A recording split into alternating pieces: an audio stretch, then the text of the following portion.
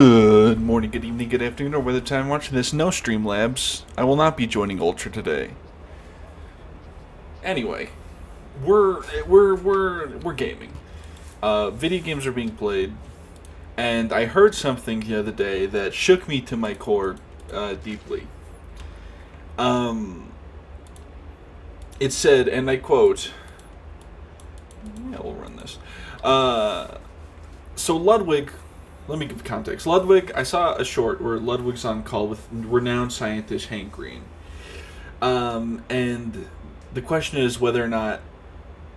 It was along the premise of, if I eat a 1 pound burrito, am I 1 pound heavier, right? Like, exactly. And there was argument about, like, oh, well, no, you wouldn't, because, like, some digestion, like, happens in the air, or whatever. From, like, the air molecules you lose from chewing, or whatever. And Hank Green said, well, technically, I think, if you think about it, all digestion happens outside. Because the digestive tract is just the tube of inside, or tube of outside inside our body. And that concept shook me to my very core. Anyway, we're going the Mach 4 cleaver with Slaughter and Savage Sweep. And as some of you intelligent viewers in the audience may have noticed, I swapped from my Ripper gun to the Heavy Stubber today, with Blaze Away and Overwhelming Fire. And the build we have is Heavyweight. It's the classic. Heavyweight, Smash 'em, Best Defense. Big Friendly Rock, Soft them up, Pumped up, Indomitable Stomping Boots, Trample. And we have Strike True, Batter, Slam, Bonebreaker Zora, Delight and Destruction, Dominate, Frenzied Blows, Attention Seeker, No Pushover, Get Stuck In, Bruiser, with Heavy Hitter, Just Getting Started, Great Cleaver, and Unstoppable. That's the build. Let's get into a game, shall we? Alrighty, and we're in. Ugh.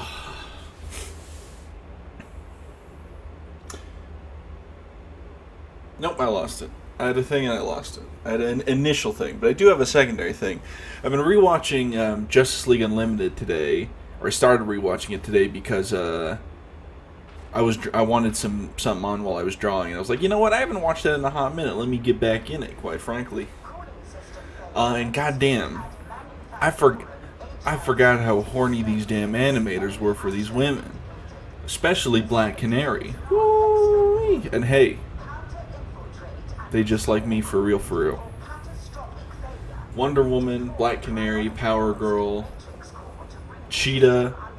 So, Cheetah, let's not pretend. There was a couple furries on that damn team with the way they be animating Cheetah. And honestly, I'd like to shake their hand.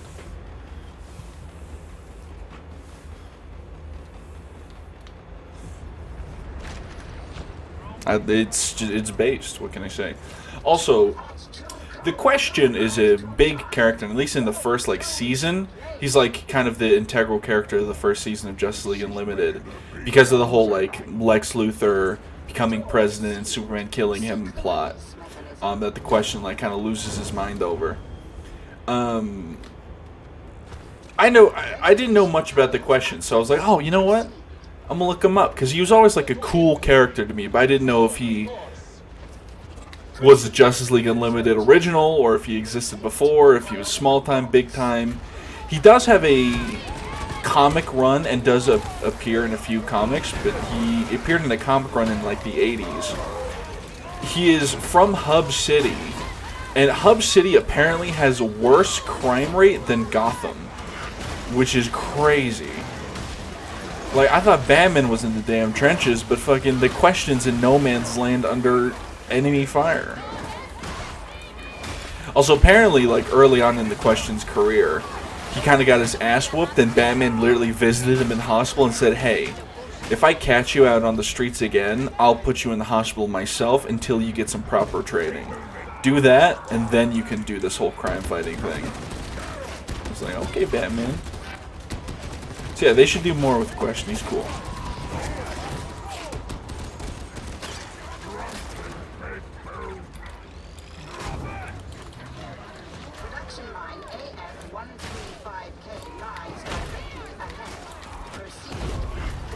Excuse me.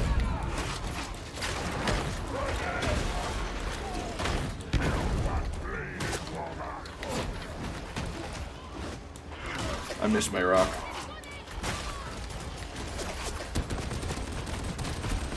Although I will say, as a Batman comic reader, At least I'm more avid Batman comic reader than I am other superheroes, for sure.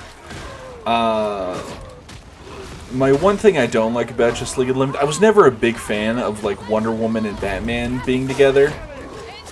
I was never really into like Wonder Woman being with anyone specifically, to be honest. Like I don't hate, like I don't hate it like I do. The one chip I do hate for Wonder Woman, I will say like hate is Superman Wonder Woman. I hate it. I hate it. I hate it. They're not good for each other.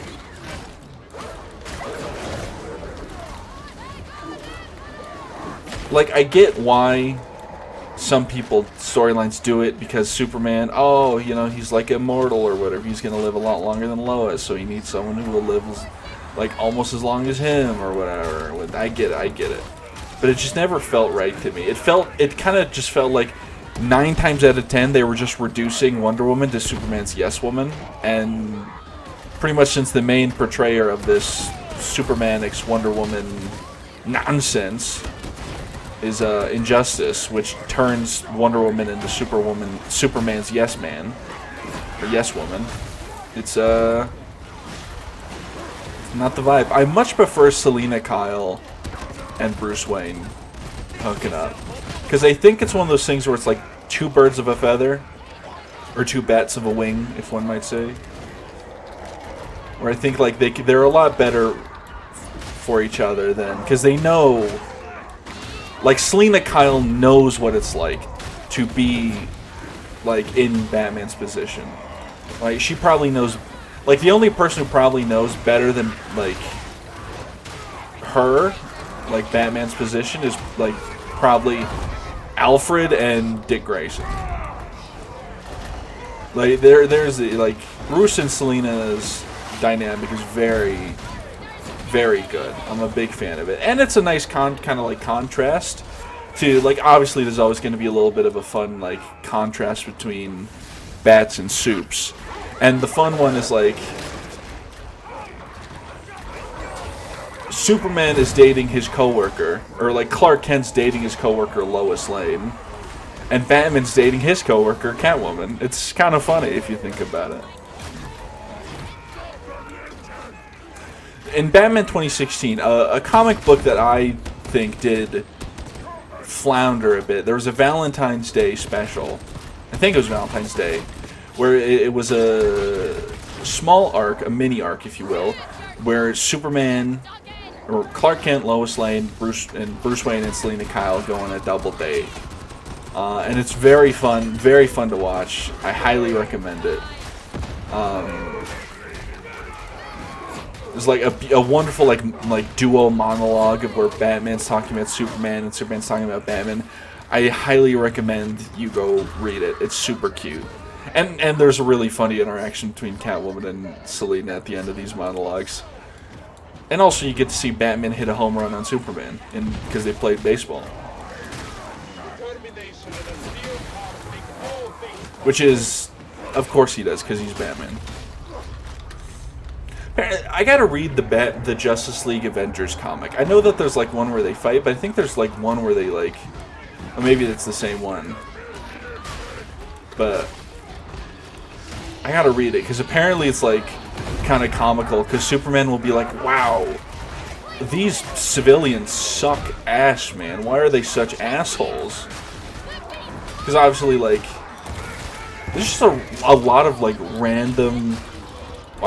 You know, I say there's a lot of random racism in the Marvel comics, but like the same thing happens in real life, but instead of like shooting lasers from your eyes, people are just have more melanin.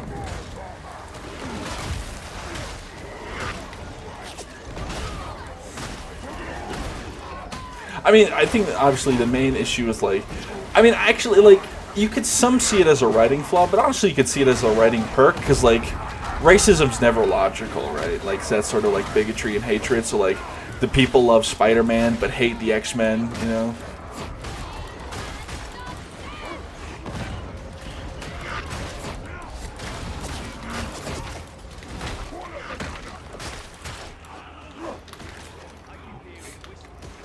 Although Spider-Man also dislikes the X-Men.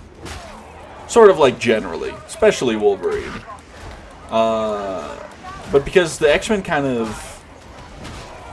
Now, I haven't read a million comics with Spider-Man and the X-Men, but the main one I've seen, be it the comic or be it some of the episodes from the classic, from pretty much all the Spider-Man series, the X-Men kind of take Spider-Man for granted, and then when he needs something, it's always like, oh, we can't help you, or whatever. You know, I mean, that's like a classic episode of like where Spider-Man's like, oh, you know, when the world needs saving, everyone calls Spider-Man, but when I need help, I'm kicked to the curb.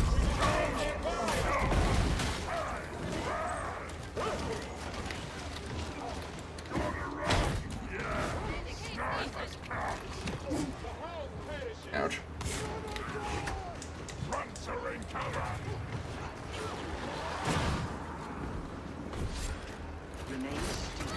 I was gonna take a charge, but that shit is not full.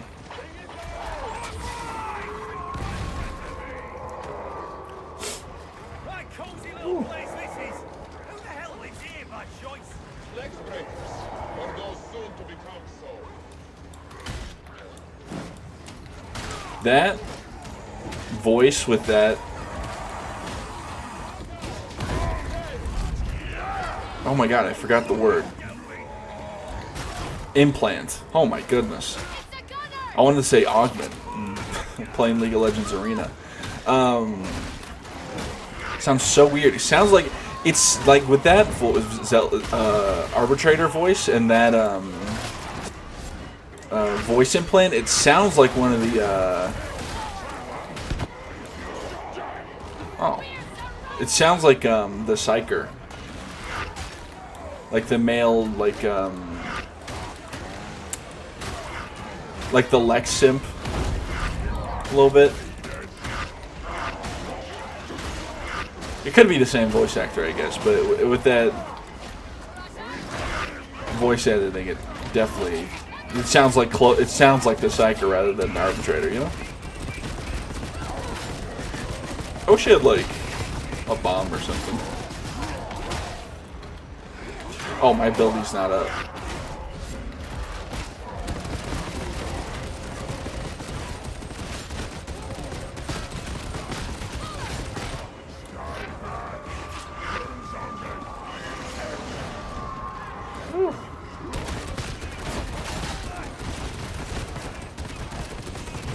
Yep, just sort of point in that direction, hold the button down. Take this ammo for me.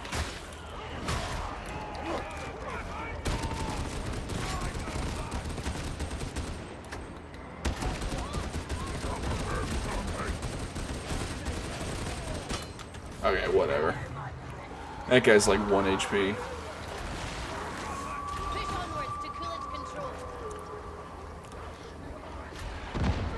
Oh my goodness.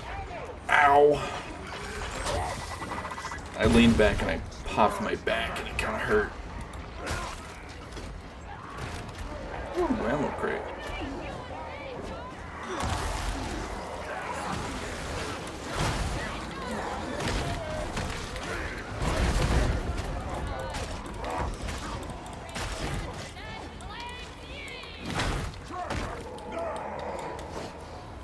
Nice.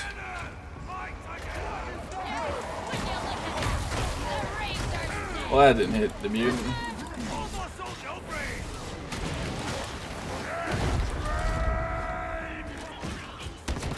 Whew.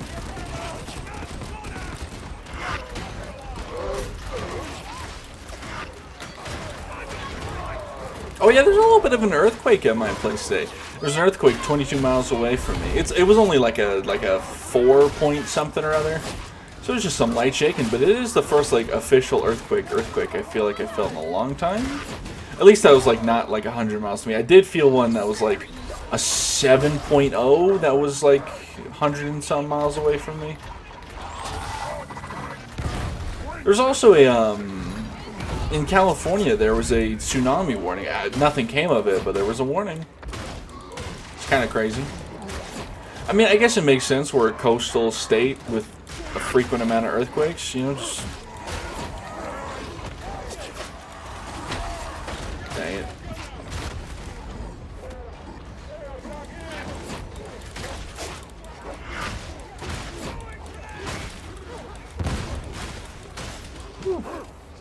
Oh yeah, Battlefield 6 dropped a trailer. Looked pretty good. They also dropped a bunch of gameplay. And they showed off some, I say movement. They showed off a gameplay trailer.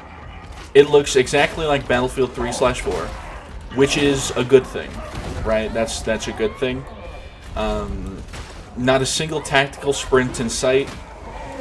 Destructible environments, like classes and stuff. Very cool.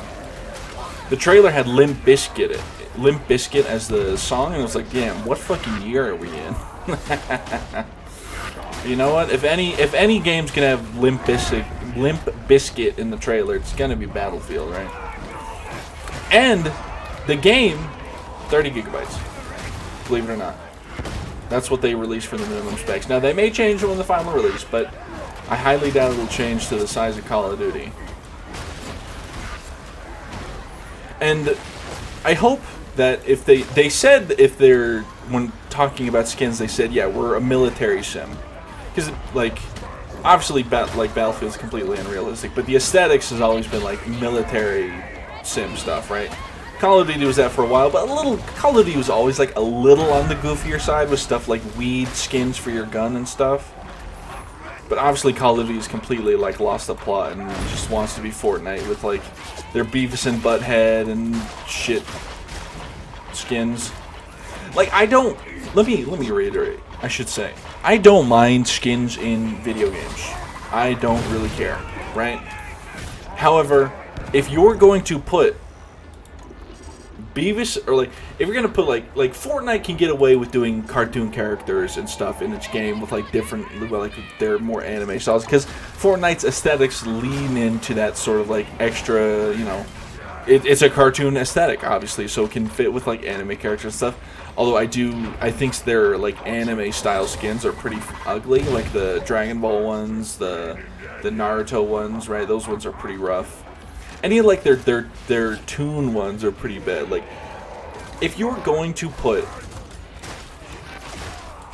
Eren Yeager into Call of Duty, let's just say, I don't think there's an Attack on Titan Call of Duty thing. Maybe there is, but I don't want to see Eren Yeager in Call of Duty. I want to see what Eren would look like in the Call of Duty universe. You know, give him his scout uniform, but make it like in your aesthetics of the game you're making. Aesthetics are incredibly important, and Fortnite can pass with having a bunch of different aesthetics because of its original art style. The American Dad skins in Call of Duty Warzone are abysmal horseshit and are like, I think should like, I think if you buy those skins, you will not escape the cycle of samsara. I'm sorry. And also, like, I don't think, like, there's, like, obviously they put the Terminator in there, and the Terminator looks fine in the Call of Duty art style, right? It's a, like, realistic look. But at the same time, I really don't think Call of Duty lends itself to, like, very many fictional characters in its games as skins. I feel like it'd be much better if they just did, like, more so, like, Snoop Dogg being in a Call of Duty skin is funny, right? Because weed has always been a part of, like, the Call of Duty identity. It has had references to the plant in it since, like, I'm pretty sure Call of Duty 1, or, like, ever since they started doing skins, right? Or weapon skins, and, like, emblems and all that shit, right? So, Snoop Dogg being in there's fine. But then there's, like,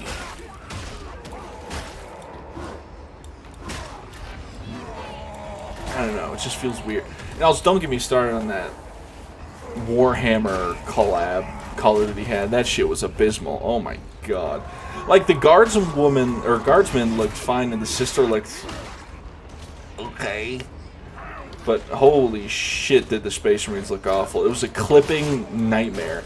I'm kind of, like, surprised GW, like, let it pass, but I guess maybe they were like, I guess, like, out of anybody, EA's probably gonna have the, or Activision's gonna have the, whoever's doing Call of Duty nowadays is gonna have the bigger sway in that conversation. Like, I really hope that the shitty Call of Duty collab didn't scare GW away from like a Fortnite collab, because Fortnite would do. Okay, there's someone up there for them. Cool. Like, Fortnite would do Warhammer justice, like in terms of its aesthetics. Because obviously they have like bigger characters in it, like Baymax, Mr. Incredible. The Hulk skin is a bit rough, but they have the like those bigger characters. Buff Peter Griffin that would fit the build of a Space Marine.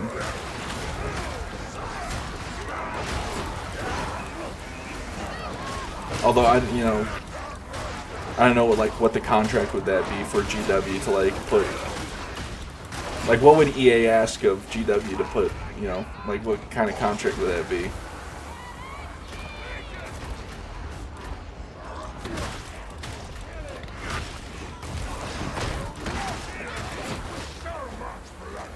Oh, also, speaking of Warhammer, I don't know if you guys have ever heard of it. They revealed some new lore for the Terminus Decree and the new Grey Knights Codex, and there's been a bit of an upheaval. I don't know if upheavals, but a bit of a stir in the Grey Knights fandom, being like, some people being like, oh, I hate it. Some people are like, oh, I kind of like it. I'm in the boat of I don't really like it. I don't hate it, but I'm like, ugh. I think the Terminus Decree is one of those things where it's better left up to speculation. Because, like, I don't... Now, that being said, this doesn't exactly confirm that the Terminus Decree is this. It feels like one of those things where, like, oh, this is one of the possibilities it could be.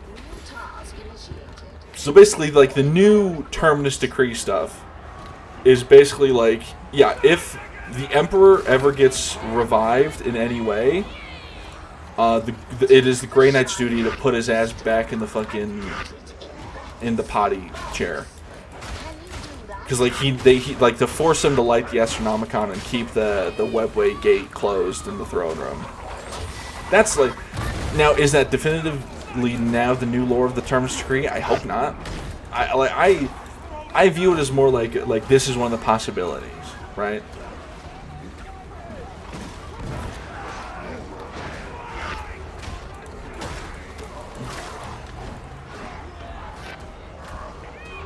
Don't shoot me.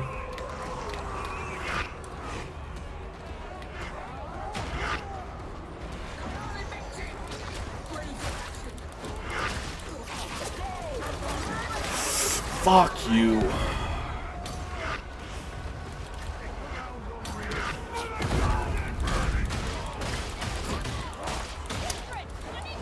My shove didn't reach that guy.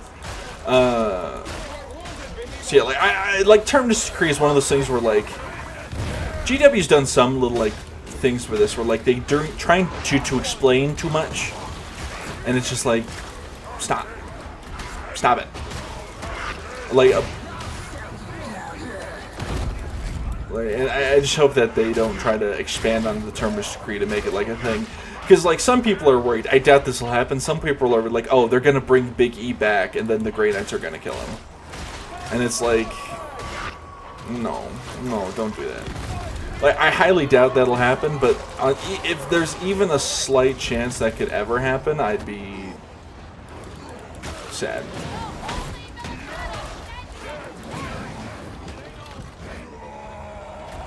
Wow. Mutant hates that guy.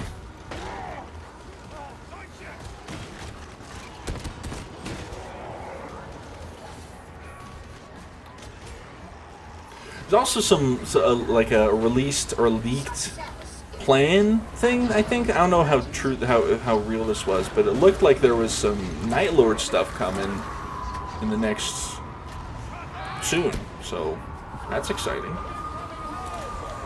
But yeah, like another thing in that Terminus Decree thing, they're saying like, oh, we might have to like fight through the Custodian Guard to do it, and I'm like, Grey Knights, I get you're like cool, but you're not Custodians. I'm sorry. Plus, not like you'd have to fight through Custodians and the Imperial Fist, because the Imperial Fists, I believe, are currently still stationed on Terra, and I think they're sort of like permanently stationed on Terra. At least a good chunk of Imperial Fists are on Terra. So you're going to have to breach the defenses of the Custodians, the Imperial Fist, and then like you'd be like, oh, but custodians are notoriously not very good against psychers, like powerful psychers, because obviously they don't have any psychic capability themselves, so they don't have much psychic defense. Cool. They got the Sisters of Silence. Like the custodian's just gonna load one up like a football and throw it in the middle of a bunch of Grey Knights, and then jump in there and kill them all. Like, I don't know. Yeah. That was a good game. Got a shovel. Nice. Well, if you made this far in the video, thank you for watching. Like, subscribe, or don't. I'm not your mother, but you better brush your teeth and have a good one. Bye-bye.